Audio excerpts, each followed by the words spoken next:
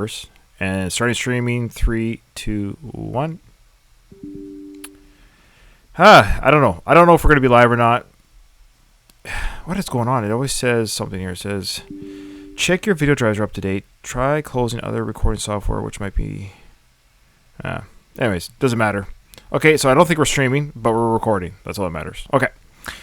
I got to figure that out. And the problem with testing your stream is you have to stream to test your stream. If that makes sense. Because once it goes out, it's going out. So... It says here, like, the error I'm getting is failed to open, blah, blah, blah, generic error. I'll have to figure that out. Okay, I'll Google that later. Okay, here we go. People are like, Ryan, shut up. Well, welcome to Going the Distance, the Rocky Series podcast. I'm your host, and with me, as always, is Katie. Well, I should say as always. Most of the time. Yeah. When I'm not gallivanting around the world. I know. So Kyle couldn't be here today, and you're not going to be with us. When do you leave? In a little over a week. On the 31st, I leave. Mm-hmm. Okay, so today is we're going to get one more recording with you before you go, if that's okay. Yeah. Okay. All right. Well, welcome everyone that's in our Discord channel. We've got a couple people with us today. Louise is with us, and Donald's with us again.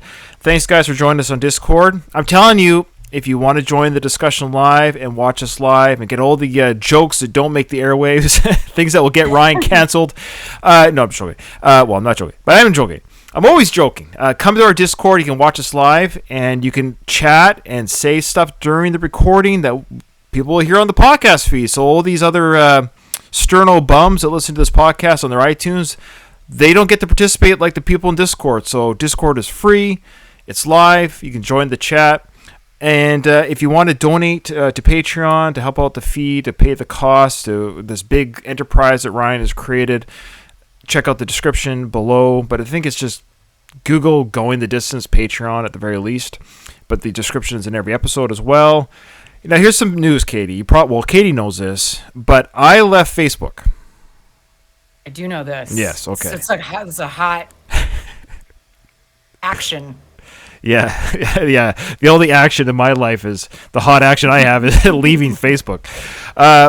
People are probably asking, to their phones or whatever, Ryan, why did you leave? There's no real big reason. It's like death by 1,000 paper cuts. I'm not saying anything revolutionary that people haven't experienced on Facebook. I don't care about 99% of the people on my feed of their life. I don't care about the politics. I don't care about COVID talk anymore. It's exhausting. It's exhausting to hear, and it's just negative comments. I find the most comments on public feeds are negative and confrontational, or it's just not fun anymore. Now, that's not me being soapboxy. It's just that's my experience. But the straw that broke the camel's back was, as you know, to my 5 listeners who listen to this podcast that actually interact with me on the Facebook group Going the Distance Rocky Series podcast, like Louise, for example, and Katie, of course. I got banned from my own group from posting in any groups. I can't post in the Rocky Minute group. I can't post in the last. Apparently, I broke a spamming rule, according to Facebook, which I don't remember doing, or I don't know what I did. I do share my podcast to other groups, but I've been doing it for 5 years to like 3 other groups. If that's spamming, then I guess I'm guilty. They don't even say that. They don't say what the post was. They don't say what group it was. They don't say who reported you. So I'm just like, I'm done. I'm done with Facebook. So I say all this that for those few listeners who do actually interact with Ryan on Facebook with this podcast, hit me up on Twitter. You just Google Ryan Rebalkin. You can find me on Twitter, or Going the Distance, the Rocky Series podcast on Twitter. Or just send me an email at gtdwithrr@gmail.com for the show or for Ryan. Or you can still hit me up on Messenger, Ryan Rebalkin on Messenger, and if you have comments or something you want me to share on the show. So I say that to the few listeners that actually do interact with me on Facebook, that you won't see me there anymore, and that's why. But Katie is the admin, or one of the admins to the group, so you can definitely interact with her. And Kyle never talks to anybody, so there you go. There you go. I know it's long, but I wanted to get that out there for the people that do follow the show that way. Yeah, important news. Yeah, breaking news. Katie, how was your week? Good. You know what I was thinking today? I was like, oh, we're recording. It snowed again. Oh, wow. And it snowed last time we recorded. And the time, I swear to God, the only time it snows here is when we record. There's something, I don't know, voodoo about it. That's weird. But it's, good week. Trying to, do a bunch of stuff in advance for work. So the next couple weeks will be really busy. But good. How was your week? Good. I'm officially on holidays again. Like I did like a bunch of duty watches in a month, but now I'm on like 6 weeks of leave. So yeah, get to chill at home, do some podcasting. 6 weeks. 6 Nice. weeks. Yeah. And hang out with the family, clean up the house a little bit, organize, all that kind of stuff. Yeah, it's good. How about with the kids, of course, all that good stuff. So yeah, before the last half of the year gets busy again. Yeah, well, we do have some emails. Speaking of the email, yep. Katie, we got a couple big ones. That's what she said. What do we got here? A couple, even. Whoa. Wow, that's unusual. Okay, so this one is from Hector. He says, I don't know how many times you guys have mentioned Black Panther, but enough times that I feel I need to watch it now. I like to sit and watch bad movies like Manos, The Hands of Fate, or The Room. It drives my wife crazy, but I think that's why I like it. I just look over to see her face when certain bad moments are about to happen. I don't think I've seen Michael B. Jordan in anything else other than the Creed movies. Oh, he was in that awful Fantastic Four movie that I couldn't finish watching. It was probably awful because of him. No, I'm joking. People think we just hate Michael. I know. Okay, I'm unfamiliar with that one. Well, yeah, it's a terrible action comic film. I'll say this about Michael B. I don't like every actor. There's not. How could you? How can you like every actor? I think he's just one of those actors I just don't like, but he happens to be in a franchise that I love. So that's the conundrum. Yeah. Yeah. I'm not a big fan of Antonio Tarver. Look, Antonio Tarver, he's acted in one Rocky movie, and Michael B's acted in two. So you know what I mean? So really, I've got two different actors here. In theory, what I'm saying is like, people can be in your favorite franchise. Doesn't mean you think they're the greatest actors in the world. That's all. But Michael B is actually an actor. I just don't think he's very good at it. Clear. I think some people. That's to be debated. Sure, and absolutely. Yeah. He's fine. He's fine. Like he's not wooden. He's not completely whatever. Like he looks the part. You know, he's got the physique for these films. He definitely has a following. People do love him. I just don't get the connection that some people have with him. I don't want to ad nauseum, but people do jump on these episodes randomly, so not everyone listens to every episode. But anyways, that's a good point. Yeah. But anyways, that's our feeling. But again, he is better. We've said it, and I want to make it clear. I like him better in Creed 2 than Creed 1. So he is better in this film. Yeah. Yep. So Hector goes on to say, where were we? Some movies are so bad they're good. Some movies are just awful. I've tried my best to really like Adonis, but he's not written in a way that makes you want to root for him. It's almost like you start liking him, and then he does some jerk stuff that turns you off to the guy. He's like the Kanye West of the Rocky franchise. Hey, that is a really good analogy, actually. I like that, Hector. Then he says, Victor Drago, on the other hand, he's the guy I want to see more. He's more of the Rocky than Adonis is. I would agree with that as well. Yeah, I know. Victor was, what's his name again? Florian Montano? Montano. Thank you. He's great. He's got some natural charisma. I keep meaning to talk about him every time we bring him up that he was in that movie Shang-Chi, the Eternal Seven Lord of the Rings movie or whatever. That sounds terrible. Yeah, it's that new it's Japanese. I guess it's the Asian character of a superhero Marvel. Anyways, the movie's actually pretty good. And Florian's in it as a baddie. He's a baddie who kind of turns, well, spoiler, he kind of turns goodish at the end, you'll see. But it's really cool to see him kind of in a role. I mean, he's definitely got the bad guy role figured out, so it'd be kind of nice to see him in a not a bad role. Yeah. I thought he would get more movie opportunities than he's been given. But anyways, he's in that movie. It's a big Marvel movie, so hopefully that gives him more exposure. Yeah. Yeah, I really enjoy him as well. I mean, it is strange. I mean, action movies, it seems like there'd be more opportunities, but I have a feeling, I mean, he is just so physically striking that, I mean, how many roles are there like that? But I could be way off. But actually, so Hector brings up a good point about an example. So he was like, "Oh, just when you're starting to root for Adonis, like he'll do something jerky to make you not like him." But I was thinking, so we might as well just call this show or my portions of it the Ray Donovan podcast because I'm like obsessed with it. But so there's a character, like one of the main characters in Ray Donovan is played by an actor who I hate. Oh. I do not care for John Voight. He plays Mickey Donovan, and he's even like he plays like the dad that is like a shit dad. Like he fucks things up all the time. And you're sort of like, but he's so amazing in this show. Like and I end up rooting for him. I don't like John Voight, and he even does things that like constantly that make it hard to root for him, but you do. Oh wow. Okay. Anyway, well, he's a good actor. Yeah. Anyway, and he's a great father to Angelina Jolie. Yeah, well, he plays a terrible father in the show as well. Oh, so he basically method acted his whole life. Yeah. Yeah, but sorry, listeners. Those of you who watch Ray Donovan will like my Ray Donovan. But anyway, so getting back to Hector's email, he says, a little story here. 2013, I was in the best shape of my life. I was huge, plus I was cut up. Very hard to do when you are natural. I was wrestling in American shows and lucha libre shows, working a full-time job while still performing about 2 to 3 times on weekends. During a match, my opponent slammed me incorrectly to the mat, shattering my right clavicle. Bone fragments floated around, and as I reached to feel what the problem was, it felt like a bag of broken eggs. Ugh.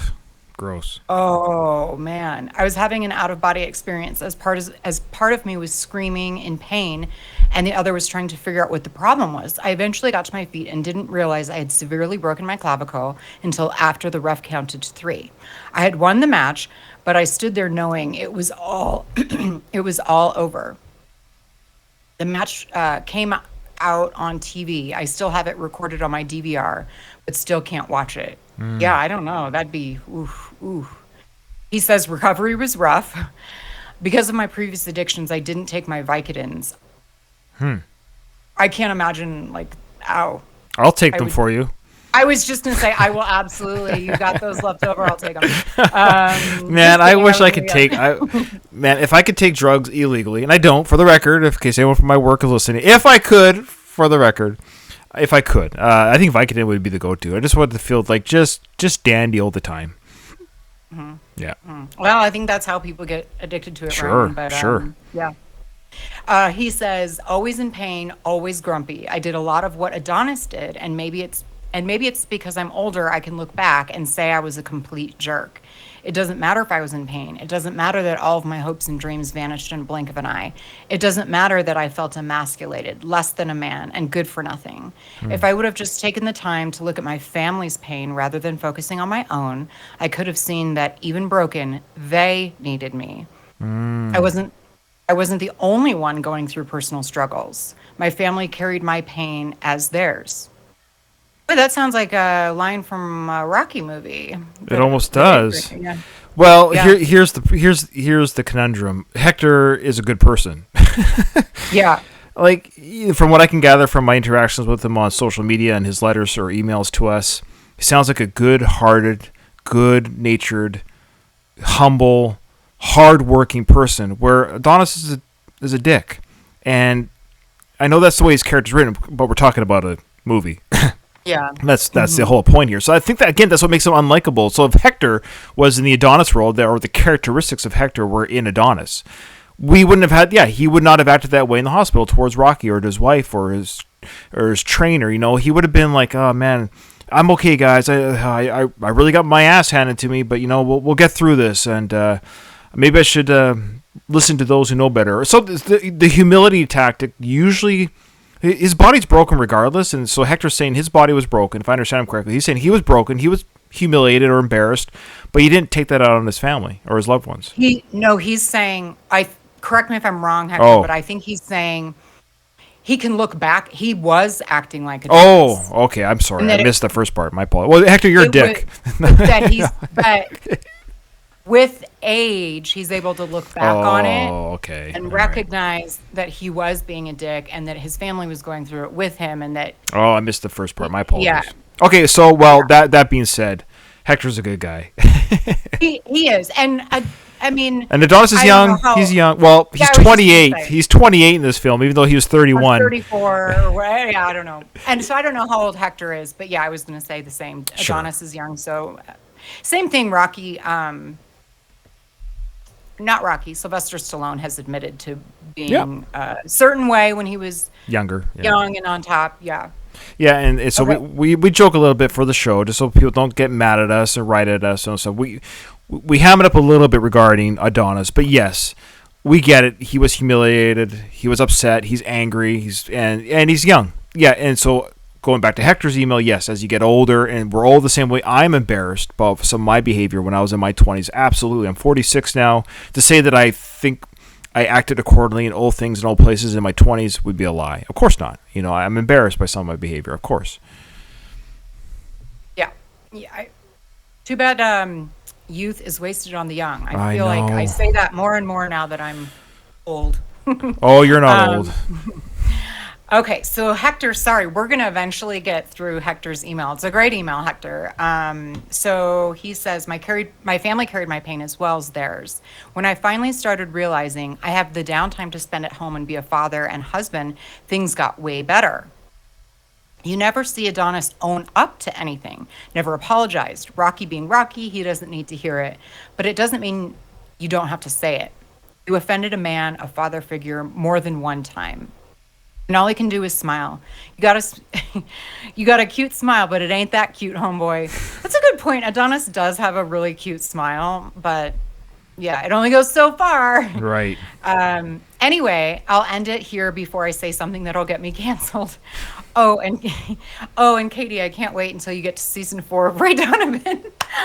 Please let me know what you think of my performance. All right. Wait a minute. Okay, so first of all, I've already watched the entire series and the movie. Season 4. Oh my God, Hector, were you one of the wrestlers in when Bunchy and his wife go to that audition? Probably. So It the must be. wife, there's a character whose wife is a wrestler, and yeah, you'll have to let us know. Well, here's the thing. Hector's listening to this episode on his iTunes right now, and he actually joined our Discord. So he was that close to answering your question live. Yeah, but unfortunately, he's not here in the chat. So we'll have to wait for his next email to answer that question for you, where he was in the in Ray Donovan. So that's cool. That's cool. Also, it might have been around that season that there's a super awesome dog in the show. Okay, don't give me any more. Louise already said that he's going to watch the show, and I want to watch it too now. So Oh, you guys haven't. Okay, Yeah. but yeah, I'm a giant dog person, and there's like this really awesome dog in it. Cool. Okay, so yeah, that's a great email, Hector. thank you, Hector. Favorite wrestler? Okay, the next one is from Melissa.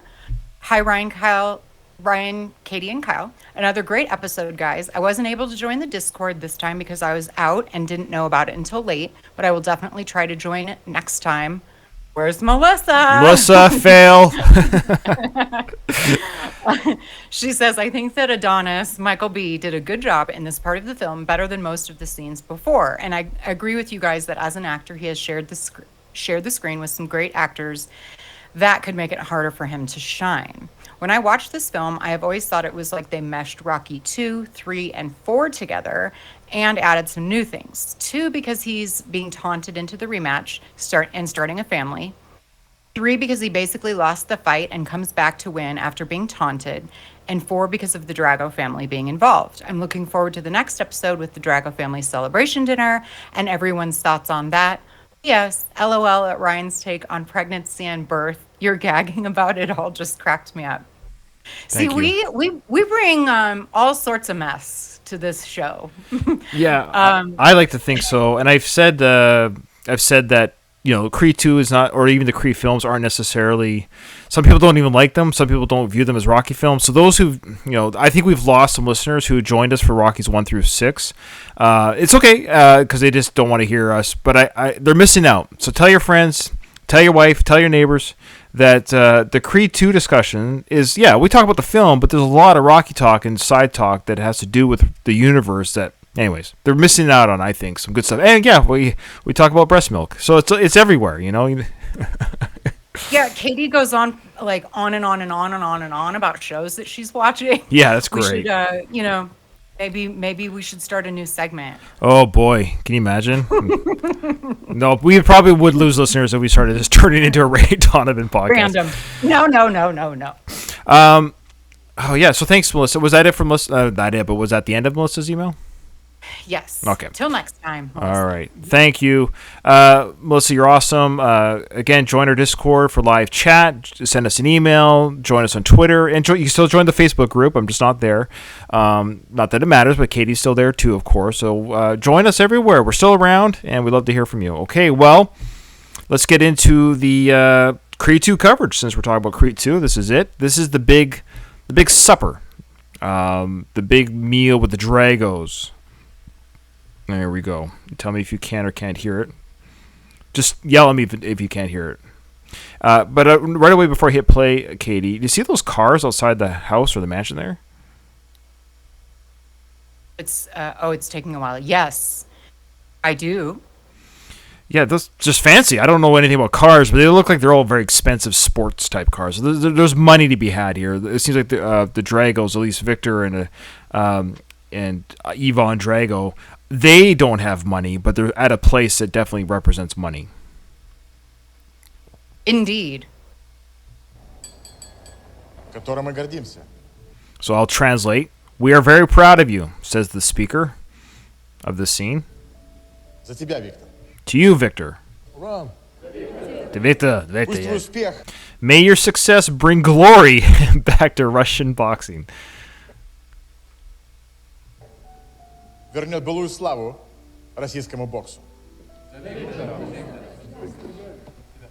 So Yeah, talk about what you see so far. So it's a fancy, very fancy, like extremely large. They look to be in some sort of private. I don't know if this is a home, like a personal residence. Or I think something, it but might looks be to a like resident, but it's a mansion. It's huge. Yeah, it's a really huge table it's got all the, glassware, dinnerware, everything. It's a very fancy dinner. And there was a person giving a toast, and then they cut to the Dragos, both Victor and Ivan. And Ivan has a suit on, but Victor's in his his athleisure wear, at this black tie seeming dinner. Well, they're going to have... Well, yeah, I think we know there's a special guest coming. Well, there's two things. We know that a special guest is coming, so I wonder if Yvonne is dressing up for that appearance. And Victor, he don't give a you-know-what. Right, but I guess they're invited as honorees to whomever's house this Right. is. Hey, we want to, seemingly invited back, to Russia. I guess they're no longer in Ukraine. They're in Russia. It seems that way, And- yeah. Well, they're talking about Russian boxing. This is where I get a little confused. I know there's, and Louise did point this out on our Discord, that there is, of course, conflict between the Ukrainians and Russians. So, Right now, there's a ton, but yeah, or even then, Yeah. I would suspect even then. I don't know the history of it, and people can certainly Google the history if they want. We're not here to teach the history on that. I'm certainly unqualified for that. But, but the beginning of this movie, the Dragos were in the Ukraine, correct? yes. Yeah, and now they're talking about Russian boxing. So I don't know if it's just American writing not really understanding the two conflicts, or it really is Russians hosting a couple of Ukrainian boxers. I don't know. Well, so the way that I take it is in Rocky IV, it was the Soviet Union. So it was all under one umbrella, of which Russia was I don't know if it's the main country. So right? And then Geographically, it was the biggest, at least, yeah. I just kind of assumed that they were the reigning country, and so you fight for Russia. So Drago, whether he's Russian or Ukrainian, I don't really know, but they were booted to Ukraine after we were kind of told that, right? at the beginning of this movie. Oh, okay. After his big defeat. So it was such an embarrassment. Oh, that I they, see. They were exiled in a way. kicked them out. Yeah. And Oh, so now okay. they're the way that I see this is they're invited back because they're seeing Victor doing great. And I don't know if it's in the Ukraine or Russia. I just kind of am making an assumption that they're invited back to Russia. Okay. That's And fair. but you would think that Yvonne would be like, look, son, dress the fuck up. Yeah. Like, this is an important dinner. No, that didn't happen. Donald wanted to remind us that anybody can change. It fixes all countries' conflicts. So, Yep, this is true. yeah. Прими вот этот дар. Please accept this gift. The person, I guess, who's hosting this event, we're not too sure who he is, but he is now giving a nice wooden box to Victor. And it looks like Victor's maybe got a girl or some sort of girl on his left there. I wonder if that's like the cheap redhead from the front row. Maybe. You see that? Yeah, I don't know if she's with him. I think she might just be another guest at the I dinner. think she's a or maybe gift. I think she's a gift. a gift. I think Okay. so. I like think so. Polly's cost more than $400 or $350. What did Polly's $250. woman? I think it was $250. I Okay. think, yeah. And then I think she tried to up the price at the event. I can't remember.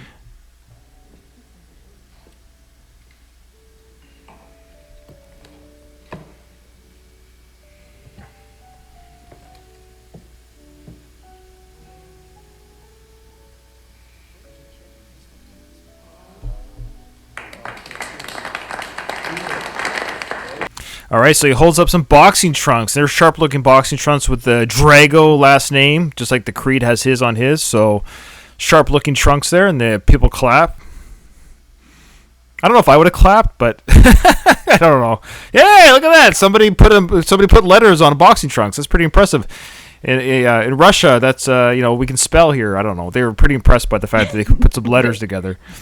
Yeah. It would have been more It was cool. a touching gift, right? Yeah, Is it would have that been what's cool about- had the letters been in Russian, though. I think that would have been cool.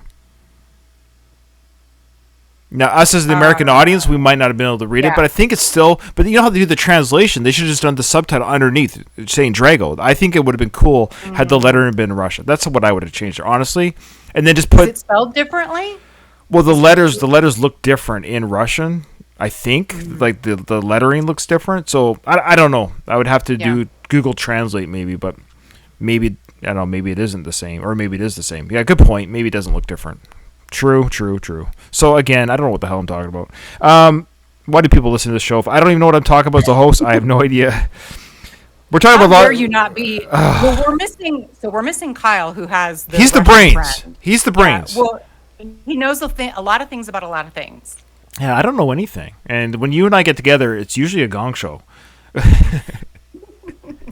Hey, there's an audience for that too. That's true.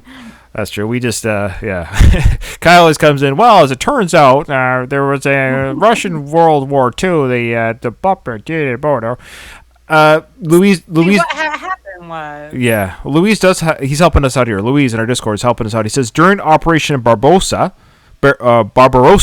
in World War II, the Ukrainian people actually welcomed the Nazis as liberators, and they were immediately received a rude awakening to that. Oops. Hey, come in, guys. Come on in. Yeah. Oops. Yeah. rude awakening indeed. Yeah. Все, что нам осталось. So this another guy starts talking. Somebody to the left of the girl that's maybe with Drago says, "Now all you need to do В этот раз ты is bring the belt home this time, right?" Oof. A little bit of a dig there. привезешь назад пояс, так? But Yvonne Drago nods and said, "Yes, we'll do this. We'll take care of this." Victor is like not making eye contact. He's just kind of looking away. Like he seems less than impressed, right? He wants to knock that With guy's this block ball. off. We gotta knock his block off.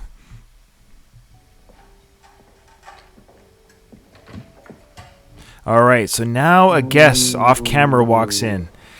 Do you remember this moment when Brigitte Nielsen walked in? I about died. What did you think? I thought it was pretty cool. I thought it was pretty cool. I mean, I knew, of course, Sly was nowhere near the set. I think they probably filmed this in Russia to keep her as far away from Sly as possible. in Russia. It was filmed on location in Russia, just so there was no chance they'd run into each other. But I thought it was still pretty cool that she was on in this movie. I'm not gonna lie to you. I would have thought it would have been harder to get a resurrected Carl Weathers back or Apollo Creed back in this film than it would have been to get Birgit Nielsen in this film. Honestly. Why? Well, because they're just a divorced couple.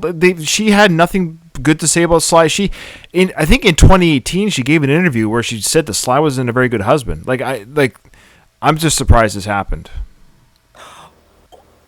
Oh, from that perspective, God, I don't have a whole lot of faith in humanity. I just assumed like it's not like she has a whole lot going in her career right now, so I assumed she would welcome an opportunity to be in a big film event. She would have taken anything. Absolutely. Yeah. Well, she has taken anything. Yeah. I mean, no, sorry, I shouldn't. Oh boy. I didn't mean it like that. I mean to say like she has she was on the Celebrity Rehab show. She hooked up with Flavor Flav. Oh, the Surreal Life is what that was. Surreal Life. It was the biggest train wreck, and it was amazing. Yeah. Yeah. This was a big moment. This was cool because this really brings Rocky 4. See, Creed 2 really is Rocky 4 Part 2. So this really brings it full circle having her here, and I was very excited. So at the end of the day, as much as I was surprised that she was there, I was actually very excited.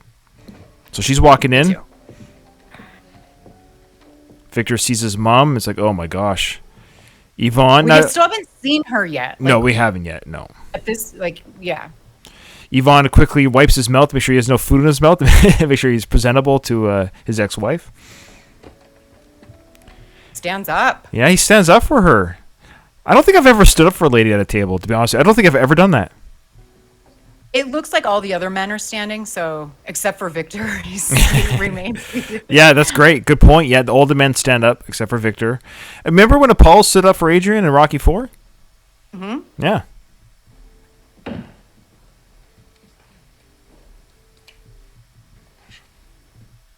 How does she look to you?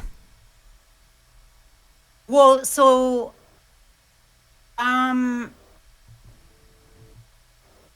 quite good. I mean, she still has amazing bone structure. Right, of course. Very few women can pull that haircut off, and she rocks it. Forever. Yeah. I love her haircut. Do you think she looks good? I think she looks. Her Yeah, age? yeah. Oh, I wouldn't kick her out of bed for eating crackers. Not at all. She looks fantastic. She's almost like 55 or 57 in this film, so she's nearing 60. I know she's a little bit. Like she's not 60, so what I like about her too, I'm sure she's got quote unquote work done, but she still has a natural aging to her, which I like. Like she looks her age, which is fine. But she looks good at her age. And I'm looking at the facial reactions there of Victor and Yvonne, and I stand corrected. They had no idea she was going to pop in. Louise thinks she looks like. Sorry, go ahead. Say that again. Oh no! What did Louise say? What did he say? Louise. Jeez. Louise says she looks like Skeletor. Now that's not fair. I think I know what he means by that. Remember when Madonna went through a Skeletor phase? Oh, Madonna! No, Madonna looks horrible. She looks like a puffed up Miley Cyrus. It's terrible. Oh, this was 15 years ago. She got so thin, rail thin, but yeah. muscular too. Anyway, Madonna in the Like a Prayer video, prime. Oh well, Ooh. that early 90s. Was probably, 1990. Madonna's prime. Yeah.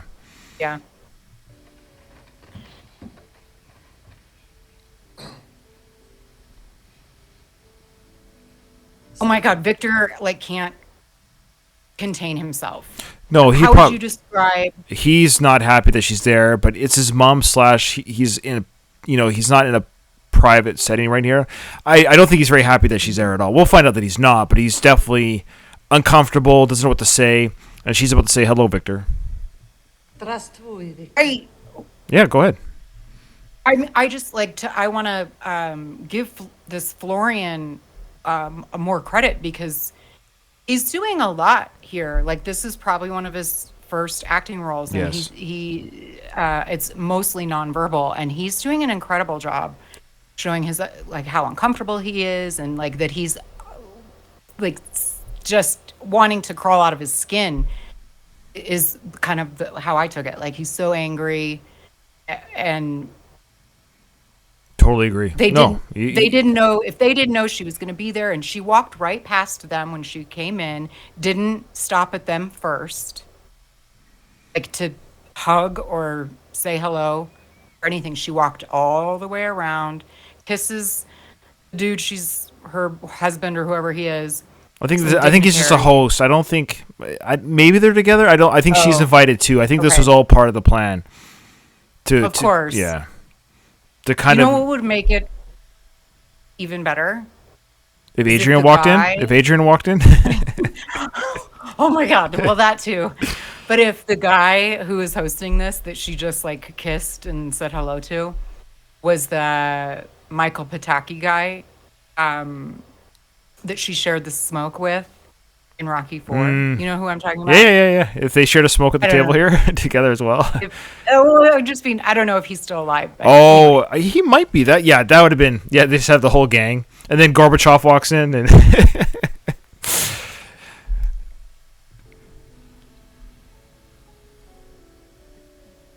Tital Schnobit, Gardisharin. so he says. She says to her ex-husband Yvonne, "You must be proud."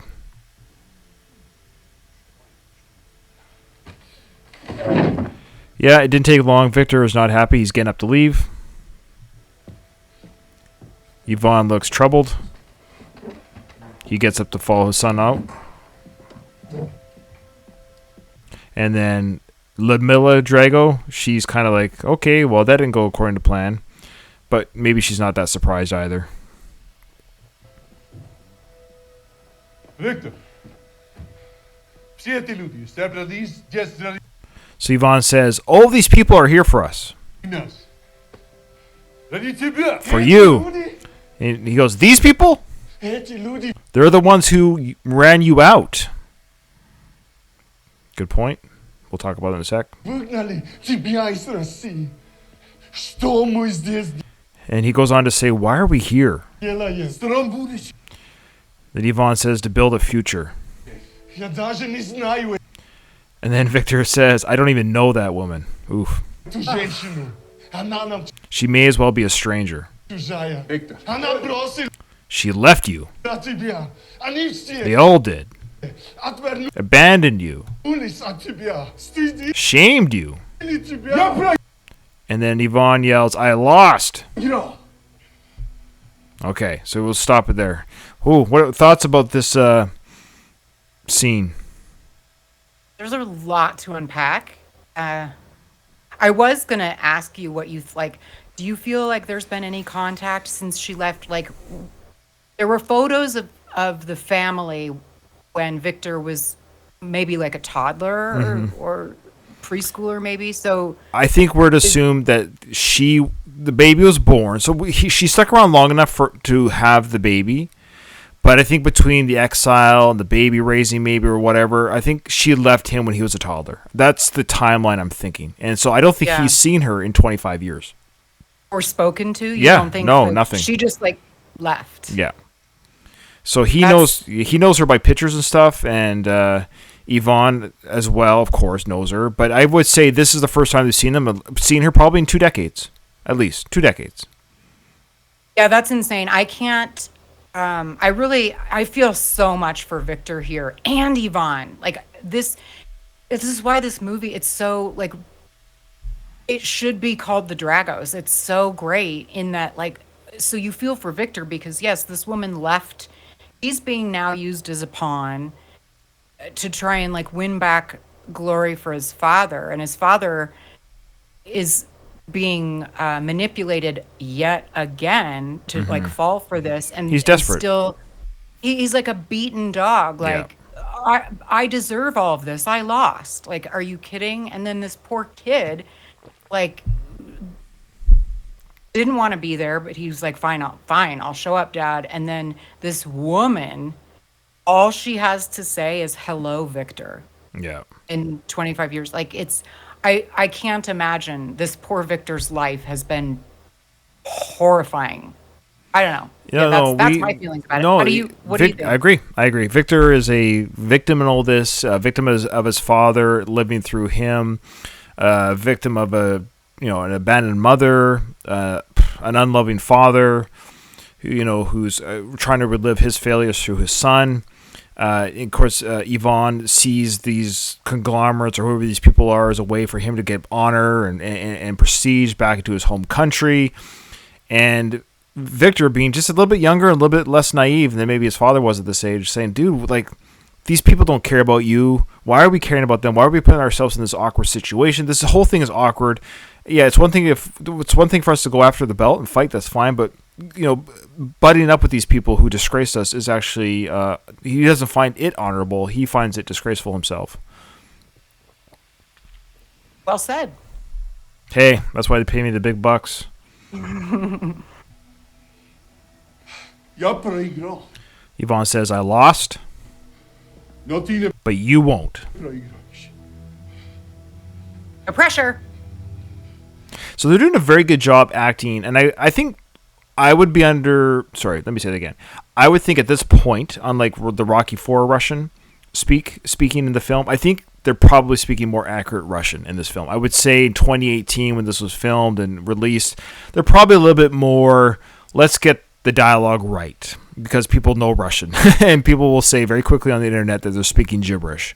And I didn't hear any of that kind of talk, so whether their enunciation is correct or spot on, who cares? But I would assume they're probably speaking Russian dialect for real here. And both these actors, that's not their language. I mean, I know Dolph is Swedish, I believe, and Florian, I believe, is Hungarian or Bulgarian, one of the two. Oh, Bulgarian? I thought he was German. Oh, maybe it's No? German. Did I make that up? Well, either way.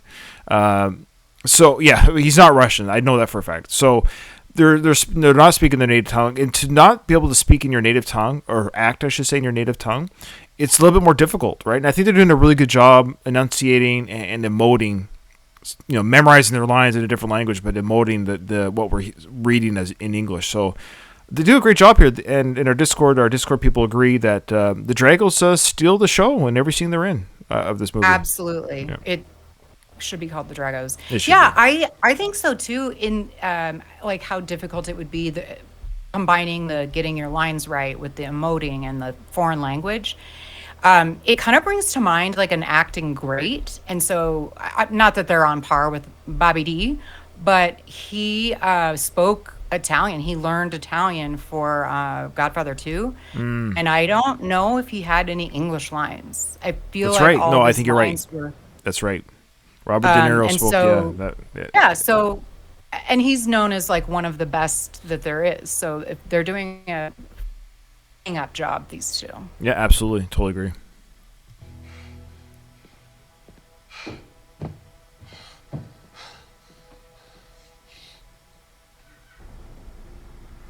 All right, so the next scene, and we'll roll into this next scene, absolutely. We have Adonis sitting in his parked car outside the Delphi Boxing Academy, looking at his father's mural on the window there of the gym. And he's sitting in his father's car, the Mustang that he won back from the fight at the beginning of the film. And he's humming and hawing as he's looking at this, sitting in his car. He's in his head.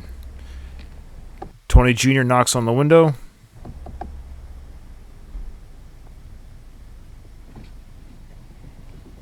It's good. Just maintaining, man. Long time no see. What's up? The next time somebody asks me how I'm doing, I'm just going to say, just maintaining, man. I want to see what they say. I want to see what somebody says back to me. Hey, Ryan, how's it going? Just maintaining, man. Long time no see. What's up? I got to remember that one. Just maintaining. What are you? Just maintaining. You're working on a car or something? Or the pipes at home? What are you maintaining? Nah, man. Just been caught up. The house, baby. You know how it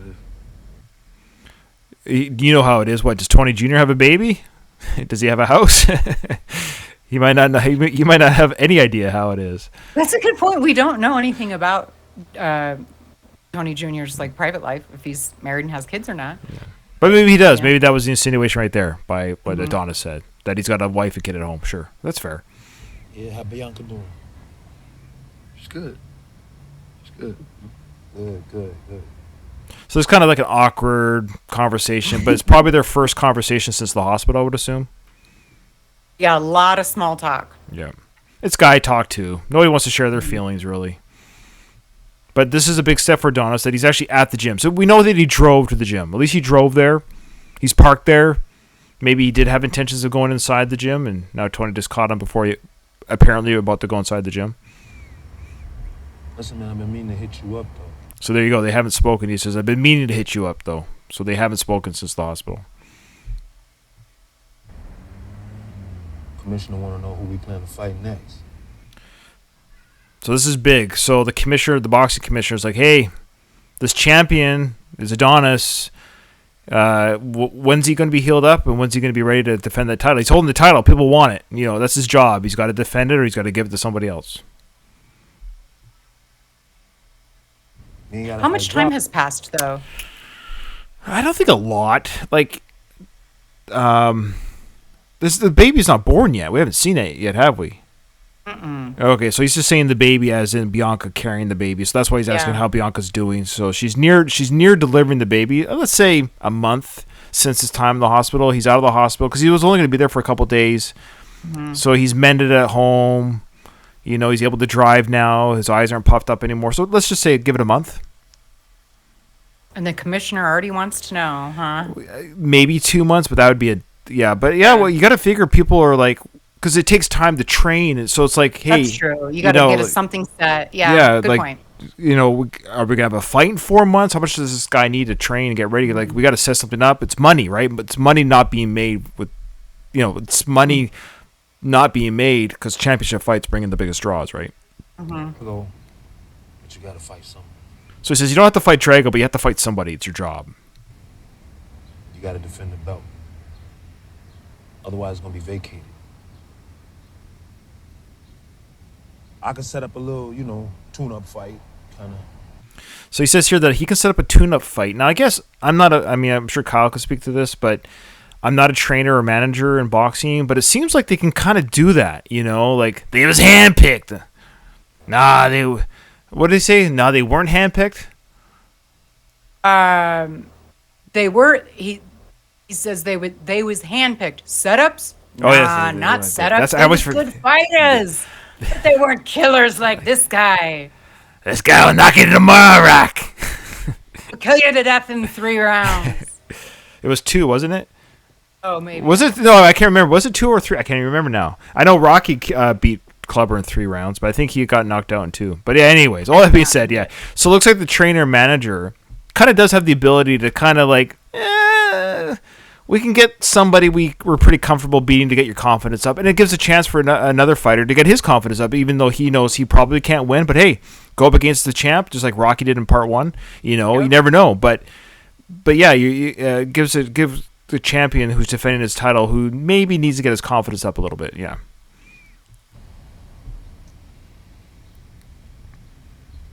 So Adonis doesn't seem too keen on any of this right now. He's not really saying anything. You know what, man? Don't worry about none of that right now. Listen, just come on inside. Hit the bag, man. Warm up. Yeah.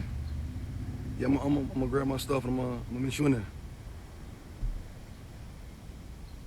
All right, man. So do you think Tony Jr. knows at this point he's not coming in the gym at all? Absolutely. Don't you think?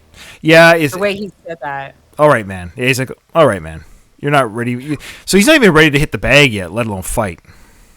I thought it was, again, I just like Tony Jr. But he was trying to be all excited, like, hey, you gotta, I can set some little piddly something up, and he sees that Adonis is like not able to like make a decision or process anything right now. And so then he's like, changes his tune, like, it's all right, just come do a little workout. Like he's doing the right things, I think, as a manager. And then, so there's like just a lot of, so much is unsaid in their little exchange here, which I think is a nice scene. It is a nice scene, and I like Tony Jr. in this film. He's actually, he's doing just fine as a manager. He's giving his fighter time to heal, giving some mental health time. He's not pressuring him too much. Hey, you're not ready for a fight? That's fine. Let's hit the bait. Baby steps. He's giving him some space here, but he's obviously feeling worried, and he's like, oh boy, his bread and butter is falling apart in front of his eyes, but he's not saying anything overtly pressuring or mean. Or Mickey certainly would have said, like, why don't you go in this guy hard like you did before? Like Mickey was doing that while his wife was in a coma. So, Tony Jr. is definitely giving him some space here. Okay. Louise says, I was hoping you guys would hit us with some Rocky 3 dialogue. You'll never disappoint. Thanks, Louise. My impressions are terrible. Donald also confirms that it was inside of 3 rounds, but it did only last 2, so we're right about that. And he also said that overmatching certainly does happen. Overmatching? Yeah. So the idea that the champion is more qualified than the challenger to kind of get his confidence or their confidence up or whatever. Yeah.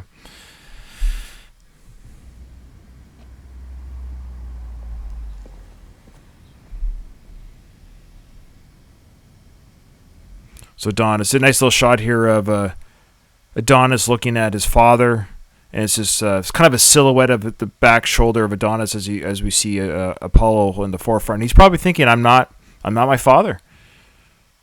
That's a great photo that they used for Apollo. I like Apollo that way, like that version of Apollo. Also, what was that from? Was that from? I'm basing this on the hair because it had to have been like the first or second one. Well, yeah, it's kind of a victory pose. I think was this the moment where he puts his hands up in the air when he thought he won the fight before Rocky got up in the 14th round, or and then he looks disappointing right after. He gets up. It looks kind of like that. Doesn't that look like that shot there? Yeah. Mm-hmm. Yeah. Interesting. Let us know in the comments below. Your body weight into that glove. There you go. Lean in it. So that dialogue you hear is Tony training some other fighter inside the gym, and then the shot outside the gym through the window is, of course, Adonis leaving, and Tony notices.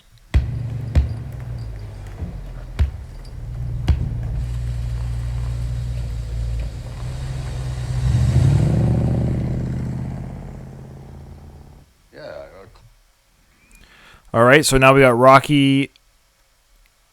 Who's he on the phone with here? I forget. We'll find out. Oh my god, I totally forgot about this. I think he's like on the phone with the city about the broken light bulb. Oh yeah, like an old man.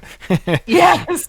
It's like when you get older, you get obsessed with these things. Like, it's so important. I've only got another 10 years on this planet, but gosh darn it, we've got to change that light bulb. That's my focus now. I can't wait to get old like that, where I'm just worried about the light bulb outside my street. So he goes, yeah, I called you like 1,000 times. Of course, the Rocky math, it probably means 3 times. Yeah, yeah. I called you like 1,000 times. Yeah, it's about the light. How long? You want to be specific? Couple years? Yeah. I mean, how many guys did it take to screw in a light bulb? I'm not joking. So they probably that person. Are you joking right now? He's like, no, I'm not joking. So he's got a letter. It says here, Marianne Creed sent Rocky a letter. You can read that? Yeah, it's probably just clear on my side of the recording. Oh. So it says here, Marianne Creed. His thumb is over the address, but looks like it's Buono Duane. Oh, so Barrow or Bureau Drive, something Hills, Cordova Hills, or some sort of, I can't tell the hills, but it says Mr. Rocky Balboa, 3900 something Avenue, Philadelphia. Yeah, Boy, I can't read it. Yeah. Okay. That's cool though. Yeah. So, but it's kind of cute how, not cute, but also very formal. I guess you could say that Marianne sends Rocky a letter, and it says Mr. Rocky Balboa. Also, I kind of like this little exchange. I love in movies and TV shows when it's not all glitz and glam and like they show very real world things. Like that's something, like he's on the phone talking to the stupid city about his light bulb, and he's just kind of walking around the house while he's doing it, going through his mail. Like that's just like something someone does. And then he's like, oh shit, something from Marianne Creed. What the hell? Yeah, he says, can I call you guys back? So he knows this is important. It's probably the first letter he's ever gotten from Marianne. They probably don't exchange Christmas cards, these two. Mm-hmm. Can I call you guys back? Yeah.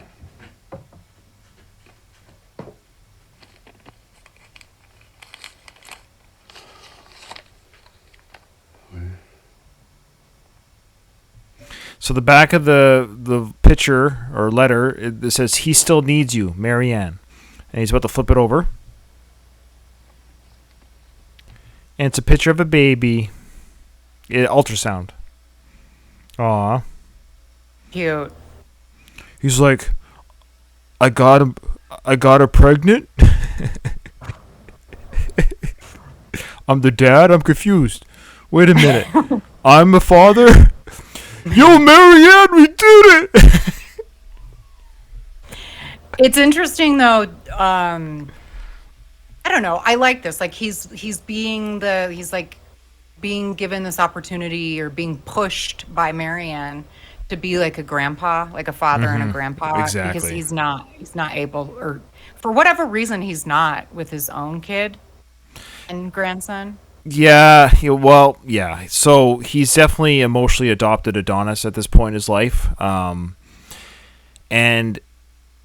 so Marianne's reaching out to Rocky saying, look, he still needs you, not necessarily to be a trainer or manager, but his head is just not on right, and he's got a kid on the way. So whether he fights again or not, he needs you in his corner, because if he goes in that ring, I don't want my son to go in the ring again unprepared. He needs you. So one way or another, he needs you as a father figure, as a trainer, as both, because there's a kid on the line now. And that's what changes Rocky's mind, not just revenge for a rematch, but like, oh, okay, if Adonis is going to fight Victor again, or anybody again, he's not ready, and I gotta help him out because he's got a kid on the line now. And man, Louise, that's funny. He said, I guess Adonis doesn't use condominiums either. Oh, that line will never get Yeah. old to me. I love it. Donald says that the Mister on the letterhead implies that she's still resentful, and he likes that.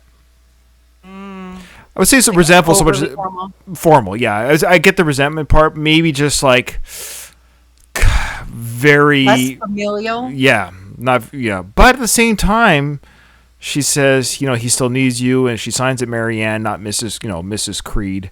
But but yeah, still, yeah. Or they're just old fashioned that way. They just write letters that way, Mr. Rocky Balboa. You know, people that age, that's how they write letters. I don't know.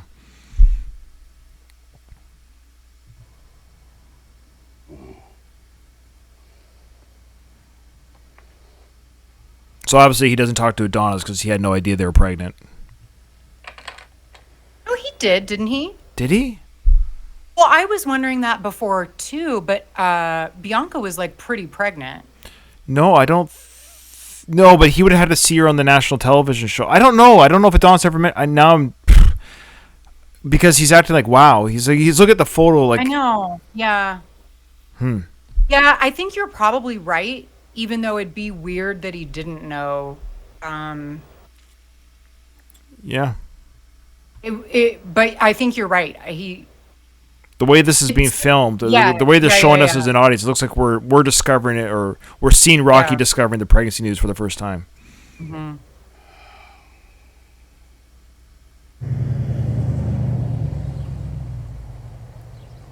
Now, did you want to stop it here? Up to you, Ryan. I don't want to necessarily, but we're nearing the hour mark, and that's good. We're keeping these episodes nice and tight. I think Kyle might want to be here for the next discussion because we'll tease it. Next week will be Rocky's at Marianne Creed's mansion house, and I think this is where Adonis will be surprised by seeing Rocky there too.